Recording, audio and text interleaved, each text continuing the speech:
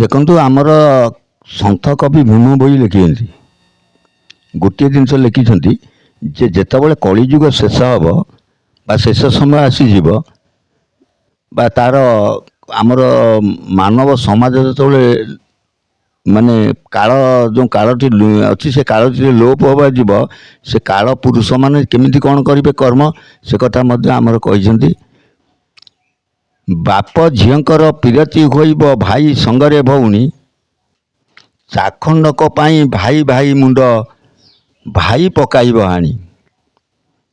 ମୋ ଭାଇ ଧର୍ମ ବିଚାର ଶୁଣିବେ ନାହିଁ, ତେଣୁ ଲୋକ କେହି ବିଚାର ଧର୍ମ ବି ରଖିବେ ନାହିଁ।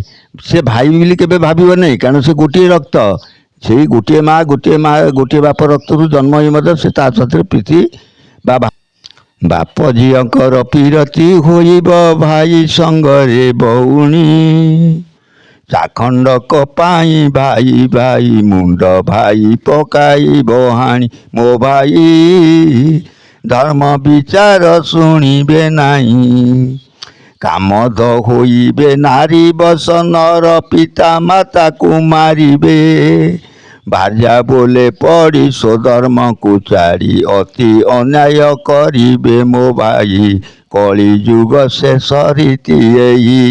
ତେଣୁ ଏହା ହେଉଛି କ'ଣ, କାମଦ ମାନେ ନାରୀ ବଶ, ମାନେ ପୁରୁଷମାନେ ନାରୀଙ୍କ ବଶରେ ରହିବେ। ବର୍ତ୍ତମାନ ଯେଉଁଠି ଗୋଟେ ଦେଖନ୍ତୁ ଝିଅ ମିଳୁନି, ସମସ୍ତେ କୁହନ୍ତି ପ୍ରକୃତରେ କ'ଣ ଝିଅ ମିଳୁନି, ଝିଅ ଅଛି। କାରଣ କାମଦ ମାନେ କାମାତୁର ଲୋକ, ବର୍ତ୍ତମାନ କାମାତୁର, ଆଉ ଲୋକଙ୍କର ମାନେ ଧୈର୍ଯ୍ୟ ନାହିଁ କି ବୟସ ମଧ୍ୟ ସୀମା ନାହିଁ। ବର୍ତ୍ତମାନ 50-40 ବର୍ଷର ବୁଢ଼ୀଟାକୁ ମଧ୍ୟ 20 ବର୍ଷର ପୁଅ ନେଇ ପଳେଇଲେ, ସେ ବି ତାକୁ କାହିଁକି ବଳଉଛି। ଆମେ ଏଇଠି ଦେଖିଛୁ, ଏଇଠି ପାଖରେ ଏଇ ନିକଟରେ ଗୋଟେ 35-36 ବର୍ଷ ଝିଅକୁ ଗୋଟେ 17-18 ବର୍ଷ ପୁଅ ନେଇ ପଳେଇଲା, ତାକୁ ନେଇ ବାହାଘର କରିଦେଲେ। ତାଙ୍କ ଘର ପରିବାର ମିଶିତେ ବାହାର କେମିତି କଲେ, କାହିଁକି କଲେ ନା, ଜିନିଷ ହେଉଛି କାମାଧ, ମାନେ ସେ ତାର ଶରୀରଟାକୁ ସେ ନିଜେ ଆୟତ୍ତରେ ରଖି ପାରିଲାନି, କାମାତୁର ହେଇଗଲା। ତେଣୁ ବର୍ତ୍ତମାନ କାମାତୁର ଲୋକ ବର୍ତ୍ତମାନ ବହୁତ ହେଇଗଲେଣି। ଏମିତିକି ବୃଦ୍ଧ ଲୋକମାନେ, ବୁଢ଼ା ବୁଢ଼ୀ ମାନେ ବି, ଗୋଟେ ବୁଢ଼ା ଏବେ ଆମର ଗୋଟେ ନ୍ୟୁଜ୍ରେ ବାହାରିଥିଲା ବା ଏ ଯେଉଁ ପେପର ଦେଖିଥିଲି, ଗୋଟେ 55 ବର୍ଷର 55-60 ବର୍ଷର କହିବାକୁ ଗଲେ ବି 60 ବର୍ଷରୁ ଉର୍ଦ୍ଧ୍ୱ ହେଇଯିବ, କ'ଣ କରିବ ବର୍ତ୍ତମାନ ଥାନାବାଲା ବି ସେ ବି ଏବେ ବି ଆମର ନ୍ୟୁଜ୍ରେ ବାହାରୁଛି, ଏବେ ବି ସବୁ କେମିତି ହେଲା, ମାନେ ଝିଅକୁ ବୋପା କେମିତି, ଝିଅ ଯଦି ନିଜେ ଜନ୍ମ କରି ନିଜେ କେମିତି ତାକୁ ଗ୍ରହଣ କଲା ନା, ଜିନିଷ ହେଉଛି କାମାତୁର, ମାନେ ଝିଅ କ'ଣ ଆଉ ବୋପା କ'ଣ ଦୁଇ ଜଣ କାମାତୁର ହେଇଯାଏ। ଯେତେବେଳେ ଦୁଇ ଜଣ ଯାକର ଗୋଟିଏ ଯେମିତି ନିଆଁ ସାଙ୍ଗରେ ନିଆଁ ପାଖରେ ଯେଉଁଟାକୁ ନଗେଇ ଦେଲେ ଯେମିତି ଧଡ଼କି ଧରିନେ ସେମିତି ହେଇଯାଏ।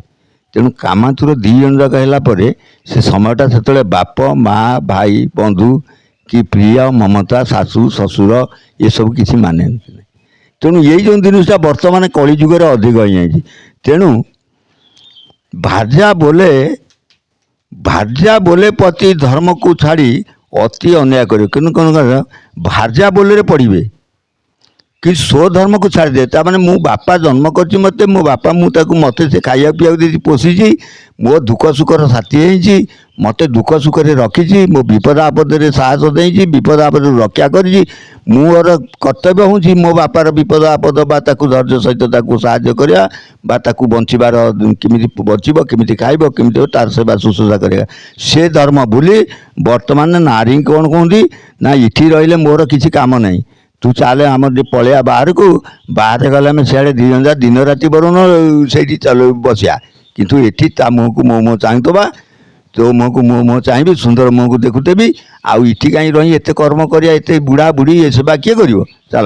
ତେଣୁ ନାରୀ ବଶରେ ମଧ୍ୟ ପୁଅମାନେ ନିଜର ଧର୍ମକୁ ଭୁଲି ଯାଉଛନ୍ତି।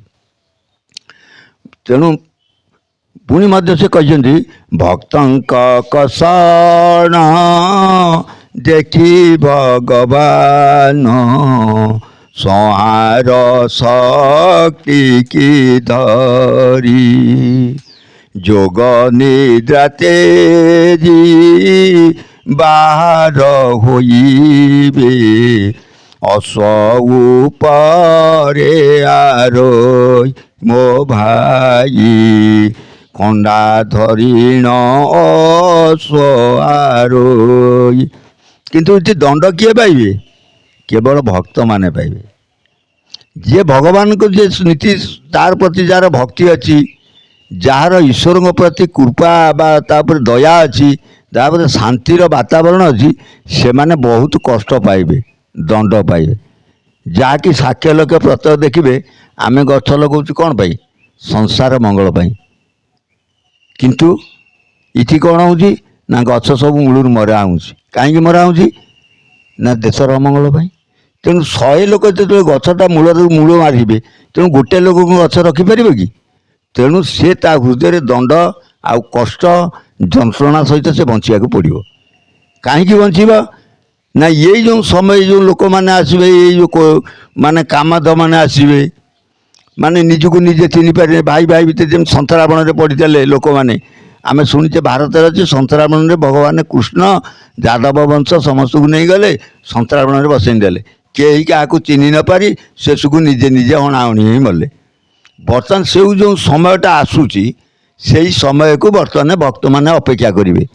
କାରଣ କେତେବେଳେ ସେ ଯେଉଁ ସେ ଯାଦବ ବଂଶ ଭଳିଆ ଇଏ ଯେଉଁ କାମାନ୍ତୁର ଅଛନ୍ତି ବା ପାପୀ ଅଛନ୍ତି ବା ଯେଉଁମାନେ ଅଛନ୍ତି ମୁହଁ ବଡ଼ା ଅଛନ୍ତି ବା ଅହଙ୍କାର ଅଛନ୍ତି ବା ଗର୍ବରେ ଅଛନ୍ତି ବା ଅପବାଦରେ ନିନ୍ଦା ଅପବାଦକୁ ଡେରିବା ପାଇଁ ଅଛନ୍ତି, କଳିଆ ଅଛନ୍ତି, ଏମାନେ ସବୁ ଯେତେବେଳେ ଏକାଠି ହେଇକିରି ଏକାଠି ଯେତେବେଳେ ମରାମରି ତାଙ୍କରି ଭିତରେ ମରିବେ, ସେଇ ଦିନକୁ ଏକମାତ୍ର ଅପେକ୍ଷା କରିବାକୁ ପଡ଼ୁଛି। କେଉଁମାନଙ୍କୁ? ନା ଭକ୍ତମାନଙ୍କୁ। ସେତେବେଳେ ଭଗବାନ କେମିତି ରହିବେ? ନା ବହୁ କଷ୍ଟରେ ରହିବେ, ଦୁଃଖରେ ରହିବେ, ଯନ୍ତ୍ରଣାରେ ରହିବେ, ରୋଗରେ ରହିବେ, ବହୁ କଷ୍ଟ ଯନ୍ତ୍ରଣା ସହିତ ସେମାନେ ରହିବେ। ତେଣୁ ଆମର ତା ପାଇଁ ମଧ୍ୟ ଶିଶୁ ଅନନ୍ତ କହିଲେ, ପ୍ରୀତି ଲୋକ ବନ୍ଧୁ ବର୍ଗ ହୋଇବେ କନ୍ଦଳ, ସାଇ ସାଇ ହୋଇ ତିନ୍ତି ହେବ କଳି ବୋଳ। ଇଏ କ'ଣ କହିଲେ? ନା ଯେତେବେଳେ ବନ୍ଧୁବର୍ଗ ମାନେ କେହି କାହାର ହେବେନି, ସମସ୍ତେ ସମସ୍ତଙ୍କର ହେଇଯିବେ, କେହି କାହାର ପ୍ରୀତି କେହି କାହାର ଭାବକୁ ବୁଝିବେ ନାହିଁ, ସାଇ ସାଇ ହୋଇ ନୀତି ନାଗିବ କନ୍ଦଳ। ଦେଖନ୍ତୁ ବର୍ତ୍ତମାନ ପ୍ରତ୍ୟେକ ସାହିରେ ଦେଖୁନାହାନ୍ତି, ଇଏ ସାହିରେ କ'ଣ, ସେ ସାହିରେ କ'ଣ, ସେ ସାହିରେ କ'ଣ ଦେଖୁନାହାନ୍ତି, କେଉଁ ସାହିରେ ଅଛି ଭଲ? ସବୁ ସାହି ସେ କହୁଛି ହେ ଆମେ ବଡ଼, ସିଏ କହୁଛି ଆମେ ବଡ଼, ଇଏ କହୁଛି ଆମେ। କାହିଁକି? ନା ଏଠି ପଞ୍ଚାଏ ଇଏ ଧରିକି ବଇଛି, ସିଏ ପଞ୍ଚାଏ ଧରିକି ବଇଛି, ତା ପିଲାମାନଙ୍କୁ ସିଏ ଧରି କହୁଛି ମୁଁ ବଡ଼, ୟା ଟୁକାମାନଙ୍କୁ ଇଏ ଧରି କହୁଛି ମୁଁ ବଡ଼, ତା ସିଏ ପଞ୍ଚାୟତ ସ୍ତ୍ରୀ ଲୋକକୁ ଧରି କହୁଛି ମୁଁ ବଡ଼, ସିଏ ପଞ୍ଚାୟତ।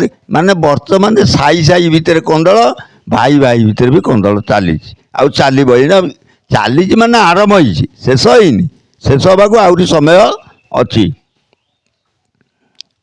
ଜଳଥଳ ଅରଣ୍ୟରେ ହେବେ ପିଟା ପିଟି, ଏକ ଆରେ କର ବୋଲି ଧରି ନେବେ ଚୁଟି। ଜଳ ସ୍ଥଳ ଏବଂ ସବୁଠାରେ ମାନେ କ'ଣ କହିଲେ? ଜଳ ସ୍ଥଳ ଅରଣ୍ୟ, ଅରଣ୍ୟ ବୋଲେ ବଣ, ବଣ ଭିତରେ ମଧ୍ୟ ପିଟାପିଟି ଦେଖୁନାହାନ୍ତି। ବର୍ତ୍ତମାନ ଆମେରିକାର ଆଉ ତାପରେ ଆମର ଇସ୍ରାଏଲର ବାକି ଇରାନର ଯେଉଁ ଯୁଦ୍ଧ ଚାଲିଛି, କେଉଁଠି ଚାଲିଛି? ଇଏ ବର୍ତ୍ତମାନ ଜଳପଥ ବନ୍ଦ କରିଛି। ସେ ଜଳପଥ ପରେ ବର୍ତ୍ତମାନ ଗ୍ୟାସ୍ ଟାଙ୍କି ଆସିପାରୁନି, ତାର ମେନ୍ ଜାଗା ସେଇଟା। ଜଳରେ ଯୁଦ୍ଧ ଚାଲିଛି ସେଠି। ସ୍ଥଳ, ସ୍ଥଳ ବୋଇଲେ ଜନବସତି, ଯେଉଁଠି ଜିନିଷ ତାଙ୍କର ଯନ୍ତ୍ରପାତି ସବୁ ଅଛି, ଯେ ଯେଉଁଠି ତାକୁ କେମିତି ଗୁଳିବ, ସ୍ଥଳରେ ବି ଚାଲିଲା। ଅରଣ୍ୟ, ଜଙ୍ଗଲ ଭିତରେ ଦେଖୁନାହାନ୍ତି ବର୍ତ୍ତମାନ ଯେଉଁ ଆମେରିକା ଯେଉଁ ଲୋକକୁ ଘିଚି ଆଇଲା, ତାର ଯେଉଁ କମାଣ୍ଡରକୁ ନେଇ ଆସିଲା, କେଉଁଠୁ ହେଲା? ସେ ବଣ ଭିତରେ ଥିଲା ନା। ଆଉ ସେ ବଣ ଭିତରେ ନଥିଲେ କ'ଣ ଦେଶ ଭିତରେ ଥିଲେ ଥାନ୍ତା? ତେଣୁ ସେ ବଣ ଧିରେ ଗଳି ପଡ଼ିଥିଲା, ବଣ ଭିତରେ ତାକୁ ଟେକିକି ଚାଲି ଆଇଲା, ଘିଚି ଚାଲି ଆଇଲା। ତେଣୁ ବଣରେ ଯୁଦ୍ଧ, ଜଳରେ ଯୁଦ୍ଧ ଏବଂ ଅରଣ୍ୟରେ ବି ଯୁଦ୍ଧ, ସବୁ ଜାଗାରେ ବର୍ତ୍ତମାନ ଯୁଦ୍ଧ କମ୍ପମାନ ହେଇଗଲାଣି, ଆଉ ହେଇ ଚାଲିଛି, ଆଉ ଆପରେ ଘୋର ଯୁଦ୍ଧ ଆରମ୍ଭ ହେଇଯିବ। ତେଣୁ ଜଳ ସ୍ଥଳ ଅନଳରେ ଆମେ କହିନେ, ଆଗକୁ 500 ବର୍ଷ ପୂର୍ବରୁ ଲେଖା ହେଇଛି ଏଇଆ ହେବ, ଏବେ ବି ହେଉଛି। ମାଳିକା କହିବା ସତ୍ୟ ପ୍ରମାଣ କରାଯାଉଛି। ମୋର ମୋର ବୋଲି କହି ମିଛେ ଭୁଲାଇଣ, ଏହିପରି କହି ପରଦ୍ରବ୍ୟ ନେଇଯିବେ ଜାଣ। ସମସ୍ତେ ଧନକୁ ଦେଖିଲେ ମୁଁ ଯଦି ଏଠି ଗୋଟେ ବାଉଁଶ ପକେଇ ନେଇଯାଇଛି ବାଇଚାନ୍ସ କି ଆପଣ ପକେଇ ନେଇଗଲେ କି କେହି ଜଣେ ପୁଅ ଯଦି ପକେଇ ନେଇଗଲାଣି ଆଉ ଜଣେ ଆସିବ ନାହିଁ, ଏରେ ମୋ ବାଉଁଶ ପୁରା ଆସିକି ପଡ଼ିଛି, ତୁ କ'ଣ ନେଉଛୁ, ତୁ କ'ଣ ନେବୁ, ଏଇଟା ମୋ ବାଉଁଶ। ସେ ଦିନେ ବାଉଁଶ ପାଖକୁ ଯାଇନଥିବ କି ଦେଖିନଥିବ ଆଣିନଥିବ, କି ଦେଖିଦେଲା ପଡ଼ିଛି ମାନେ ସେ ତାର ହେଇଗଲା ସାଙ୍ଗେ ସାଙ୍ଗେ। ଯେମିତି ବର୍ତ୍ତମାନ ଚାଲିଛି, ବର୍ତ୍ତମାନ ଗୋଚର ହେଉଛି ଗୋଚର ସରକାରଙ୍କର, ଗୋଚର ହେଉଛି ଗୋରୁଙ୍କର, ଗୋଚର ହେଉଛି ସର୍ବସାଧାରଣ। ଜଣେ ଆଦେରି ପକେଇ କହିଲା ମୋର ଏଇଟା ପରା, ତୁ କ'ଣ ଏଠି ଆସିକି ରହିଲୁ, ଯାଉଛୁ ଯିବା ଆସିବା କରୁଛୁ, ତୋର କ'ଣ ଏପଟେ ବାଟ, ତୁ କ'ଣ ଏଠି ରହିବୁ। ଏମିତିକି ଗୋଚରରେ ଗୋରୁ ବି ରହିପାରୁନାହାନ୍ତି, ସେ ବି ମାଡ଼ ଖାଇକି ପଳାଉଛନ୍ତି। ଏ ଜାଗା ଏମିତି ହେଇଗଲାଣି ବର୍ତ୍ତମାନ ଦେଶ। କେହି ବି ମାନିବାକୁ ନାହାନ୍ତି କାହା ଜିନିଷ ରଖିବା ପାଇଁ। ତା ଧନଟା ମୋର, ଏଇଟା ସିଏ କରିଛି ତା ପାଇଁ ନା ତା ପାଇଁ କ'ଣ, ସେଇଟା ମୋ ଧନ ପରା, ତାର କ'ଣ, ମୋ ଦ୍ୱାରା ସେ ଅଛି, ତେଣୁ ମୋର ସେଇଟା ଜବରଦସ୍ତି ବି କହିକିରି କମ୍ପଲସରି ତାକୁ ବି ଆଦାୟ କରି ନେବାକୁ ଚାହୁଁଛନ୍ତି। ତେଣୁ ମୋର ମୋର ବୋଲି କହି ମିଛେ ବୁଲାଇଣ, ମିଛ କହି ଭୁଲେଇ କରି ତାକୁ ଜିନିଷକୁ ହରଣ କରୁଛନ୍ତି। ଏ କଥା ବି ଚାଲିଛି। ପରଦ୍ରବ୍ୟ ହରଣ ହେଉଛି। ଅବିଶ୍ୱାସୀ ହେବେ ନାରୀ କୁପୁରୁଷେ ହସି, ବଳମାନଙ୍କରେ ପୁଣି ଲଗାଇବି, ଗଳାମାନଙ୍କରେ ପୁଣି ଲଗାଇବେ ରସି। ଦେଖନ୍ତୁ ଆଜି ମଧ୍ୟ ହେଇଛି ଏଇ କଥାଟା। କାହିଁକି ନା ଆମର ଏଠି ବାରଣାରେ ଦେଖନ୍ତୁ ନଗଦ ଉପରେ ଅବିଶ୍ୱାସୀ ହେଲେ ନାରୀ କୁପୁରୁଷେ ମାତି। ଦେଖନ୍ତୁ କୁପୁରୁଷ ବୋଇଲେ କ'ଣ, ଜଣେ ସ୍ତ୍ରୀ ଲୋକ ତାର ଯେତିକି ମାନେ ରହିବା କଥା ତାର ନ ରହିପାରି ତାକୁ ଯେତିକି ଭାବ ଦରକାର ସେତିକି ଭାବ ନ ପାରି ସେ ପରପୁରୁଷ ସହିତ ମାତଟା। ପରପୁରୁଷ ସହିତ ମାତିଲେ କ'ଣ ହେବ ନା ନିଜ ସ୍ୱାମୀର ଅବିଶ୍ୱାସୀ ହେଲା। ଯଦି ଅବିଶ୍ୱାସୀ ହେବ ସେ ନିଶ୍ଚିନ୍ତ ଦିନେ ଦିନେ ଦିନେ ଧରା ପଡ଼ିବ। ଧରା ପଡ଼ିଗଲା, ଯେମିତି ଧରା ପଡ଼ିଗଲା ସାଙ୍ଗେ ସାଙ୍ଗେ ତା କ'ଣ କଲେ, ତା ବେକରେ ରସି ବାନ୍ଧି ଭିଡ଼ି ଦେଲେ। ପରପୁରୁଷରେ ମାତି ନିଜ ସ୍ୱାମୀକି ମାରିବାକୁ ମଧ୍ୟ ପଛେଇବେ ନାହିଁ ଲୋକ। ସ୍ତ୍ରୀ ଲୋକମାନେ ଏତେ ଅବିଶ୍ୱାସ, ସ୍ତ୍ରୀ ଲୋକଙ୍କୁ ଯେ ବର୍ତ୍ତମାନ ବିଶ୍ୱାସ କଲେ ମଧ୍ୟ ଏଇଭଳି ଭାବ ମଧ୍ୟ ପାଉଛନ୍ତି, ପାଇଛନ୍ତି ତ ପାଉଛନ୍ତି। ଏବେ ଆମେ ପ୍ରତ୍ୟେକ ଆମେ ଦେଖିଲେ ଯେ ପ୍ରକୃତ ପର ପୁରୁଷରେ ମାତିକିରି ମଧ୍ୟ ରସି ଦେଇ ସ୍ୱାମୀକି ମାରିଦେଲେ। ପୁଣି କହିଲେ ପୁତ୍ର ଜାତ କରି ମାତା ପକାଇବେ ମାରି,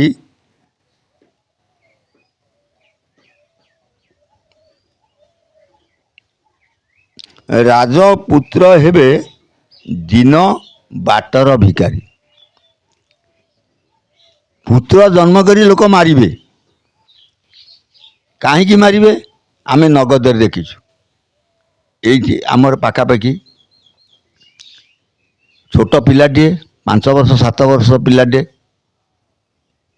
ପିଲାଟି ଦେଖିଲା ଯେ ମାର ଅନ୍ୟାୟ ଅତ୍ୟାଚାର ଦେଖିଲା ପରେ ସେ କାଳେ କହିଦେବ ଯାଇକି କାହା ଆଗରେ, ତା ବାପା ଆଗରେ କିମ୍ବା ବନ୍ଧୁବାନ୍ଧବ ଆଗରେ କିମ୍ବା ସାହି ପଡ଼ିଶାରେ। ତେଣୁ ପିଲା ସିନା ରହିଲେ କହିବ। ତେଣୁ ସେଠି 2 ଜଣ ମିଶି କ'ଣ କଲେ ନା, କାମାତା ଆଉ ଇଏ ନାରୀ 2 ଜଣ ମିଶିକିରି କ'ଣ କଲେ, ସେ ପିଲାଟାକୁ ମାରିଦେଲେ। ପର ପୁରୁଷରେ ତାର ଏମିତି ଗୋଟେ ଆସିଯାଇଛି, ଗୋଟେ ଏମିତିଆ ସମୟ ଜଳବାୟୁର ଏମିତି ଗୋଟେ ପରିବର୍ତ୍ତନ ହେଇଛି। ବର୍ତ୍ତମାନ ଏମିତି କାମାତୁର ହେଇଛି, କାମର ଆକୁଳ ଭାବରେ ତାର ମିଛକୁ ଲୁଚେଇବା ପାଇଁ ସେ ପର ମାନେ ନିଜ ପିଲା କିମ୍ବା ସ୍ୱାମୀ କିମ୍ବା ଭାଇ ଯେକୌଣସି କାହାକୁ ମାନେ ସବୁ ମାରିକି ତାଙ୍କର ପଳାଉଛନ୍ତି। ନାରୀମାନେ ବର୍ତ୍ତମାନ ଏତେ ବିଷାକ୍ତ ହେଇଗଲେଣି, ସେ ଆଉ କିଛି ମାନେ ସବୁ ମାରିଦେବେ। ରଣମୁଖା ବର୍ତ୍ତମାନ ରକ୍ତମୁଖା ଚଣ୍ଡୀ। ଚଣ୍ଡୀ କାହାକୁ କୁହାଯିବ ନା, ଏଇମାନେ ଯେଉଁମାନେ ଏଇ ଯେଉଁ କୁକର୍ମ କରିକିରି ଯେତେବେଳେ ନିଜ ସ୍ୱାମୀ, ନିଜ ଭାଇ, ନିଜ ପୁତ୍ର କିମ୍ବା ନିଜ ଶ୍ୱଶୁର, ନିଜ ମା, ନିଜ ବାପା କିମ୍ବା ନିଜର ବନ୍ଧୁ ଏମାନଙ୍କୁ ସେ ଯେତେବେଳେ ଦେଖିବେ, ଏମାନେ ତାକୁ ମାରି ପକାଇବେ। କାହିଁକି ନା ତାଙ୍କ ଦେହରେ ଗୋଟେ ସେତେବେଳେ ନିଶା ବା ଗୋଟେ ପ୍ରକାର ରକ୍ତ ଗରମ ହେଇଯାଇଥାଏ। କି ଗରମ ନା, କାମାତୁର ଗରମରେ ତା ଆଖି ଆଗରେ କିଛି ଦେଖାଯାଏନି, ତାକୁ କେବଳ ଦେଖାଯାଏ ଗୋଟିଏ ଜିନିଷ, ପରପ୍ରିୟା ପ୍ରୀତି। ତେଣୁ ସେ ସେତେବେଳେ ପର ଧନକୁ ଯେତେବେଳେ ହରଣ କରନ୍ତି ପାପୀମାନେ, ସେମାନେ ଭାବନ୍ତି କ'ଣ କହିଲ, ସେଟା ଆମେ ସବୁ ନିଜର, ଆମେ ଆମଠୁ ଆଉ କେହି ନାହାନ୍ତି, ଆମେ ଏକା ରହିବୁ, ଆଉ ଦୁନିଆରେ କେହି ରହିବେ ନାହିଁ। ପୁତ୍ର ଜାତ କରି ମାତା ପକାଇବ ମାରି, ରାଜପୁତ୍ର ହେବେ ଦିନ ଦାଣ୍ଡର ଭିକାରୀ।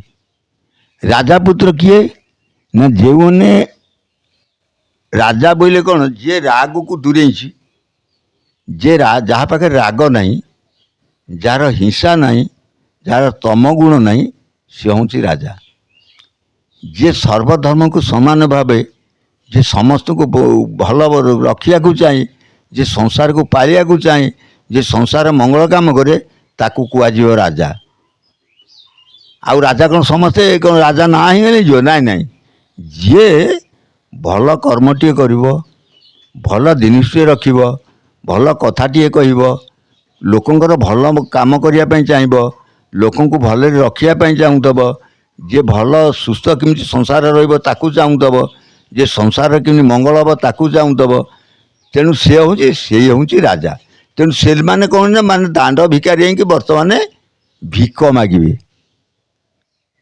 भिक मागी बुलते बढ़ाते किसी स्थिति ना ताकू लोक कहीं मानवे नहीं ताकू लोक टेका पकेबे लोक तंटिया मारे लोक गाड़ी गोलज करेंगे लोक धिकार वचन करेंगे कहे एवं छोट भी भावे तेणु ताकू कौटी से बसैया चाहिए नहीं ताकू किमी दूरिया सदा चाहिए कौन ना ये लोक मैंने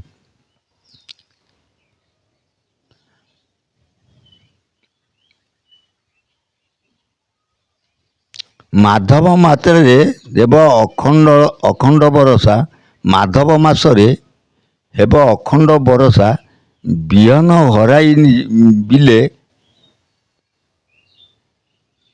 बिले बसबे चषा माने जो मसरे वर्षा न हवा कथा बर्तमान जो वर्षा जदि बर्तमान प्रबल वर्षा हुए आ मुग बिलू आसब मुग रहा मुग जो बुली बिहन बुड़ीगला ना नहीं तेणु ये हूँ मधुमास माधव मास मधुमास मधुमास बसंत समय आमर छटा ऋतु अच्छी ग्रीष्म बरषा शरत शीत बसंत बसंत मास जदि वर्षा प्रबल हुए ताले बिहन भी घर को बुड़ीला मुग बिहन भी बुड़ीला तेणु बिहन बुड़ीज या हवाक जाऊँगी देखो बर्तमान केते दिन लाई ये वर्षा हेल्ले बिहन बुड़ीवा जाऊँगी श्रावण मासरे वर्षा धारा शून्य हेब स्वान सृष्टि करी इंद्र देश को पाइब माने देखु जितेबाला श्रावण मास हम से जो धारा श्रावण वर्षा हे से सारा श्रावण वर्षा हेनी कम वर्षा हे कम वर्षा हेल्ले कौन हम ना ग्रीष्म आ वर्षा दीज जो उषुम हम से गजा मरुड़ी हम यह होगा जाऊँगी यही वर्ष हो पारे निश्चित भावुँ गजा मरुड़ी भी हम शुष्क हेब कूप बांफी सुखीजीव जल प्रत्येक नदी रे पुणी न बहब जल अच्छा देखे बर्तमान जल बह देखो आम अलंकार ने वर्षक 12 मास आम पा बहुत गाधौले ना नहीं आम पिलादिन गाधुना आम बापा अजा अमल आम गाधौले सीटी पानी स्रोत जबर बहुला किंतु बर्तमान सीटी सुखीगला सीटी पानी ना सी पानी सब सुखीगला कूप कूप बोले आमर जो कूह बर्तमान कौटी नहीं सब कूह सुखिला कहीं ना कूह बर्तमान पानी दरकार नहीं बर्तमान दरकार पाइप उठा सेचन जल सेचन पानी तेणु कूह सुखी जाइए नदी सुखी जाइए पानी कौटू आसब तेणु बर्तमान जो पाइप जो सुखीज तापर लोक जाकि जानवे जे कौन हो माने से 500 वर्ष तलर कथाटा मन पड़ किंतु बर्तमान घोर कलिजुग शेष हो जावाक जाऊँगी तेणु ये अधर्य हबार कि ना धैर्य हराइले भी किसी लाभ भी ना तेणु जगत जदि उद्धार हवा गोटे जिनस जे वर्तमान प्रभु को समस्ते डाकतु भगवान को प्रभु बोले सत्य सत्य हूँ प्रथम प्रभु द्वितीय अलगा किछि नहीं समस्ते सत्य जात सत्य ही प्रभु प्रभु ही सत्य सत्य को समस्ते आधार कले सत्य को रक्षा कले सत्य नीति रे चलिले सत्य को आमे व्यवहार कले सत्य को प्रचार कले सत्य नीति रे निजे बंद माने निजे प्रतिबंधक होई समाज को उद्धार करिपारिबा एवं समाज मध्य रक्षा हो पार जेतिकी जेतिकी काल पुरुष से माने नष्ट हो ବାକି ଯେତିକି ଭଲ ଲୋକ ଥିବେ ବା ରାଜା ଲୋକ ଥିବେ ବା ଯେଉଁମାନେ ଭିକାରୀ କୁକୁର ହିସାବରେ ବୁଲୁଥିବେ ସେମାନେ କିଛି ମଧ୍ୟ ସେଥିରୁ ବଞ୍ଚିତ ହୋଇ ବର୍ତ୍ତମାନ ସତ୍ୟକୁ ରକ୍ଷା କରିବା। ସତ୍ୟ ସଂସାର, ସତ୍ୟ ମୃତ୍ୟୁ। ସଂସାର ସତ୍ୟ, ମୃତ୍ୟୁ ମଧ୍ୟ ସତ୍ୟ। ସତ୍ୟ ସଂସାର ଭିତରେ ମୃତ୍ୟୁକୁ ଜିଣିବାକୁ ହେଲେ ଏକମାତ୍ର ଗୋଟିଏ ଅସ୍ତ୍ର, ପ୍ରଭୁ ହିଁ ସତ୍ୟ, ସତ୍ୟ ହିଁ ପ୍ରଭୁ।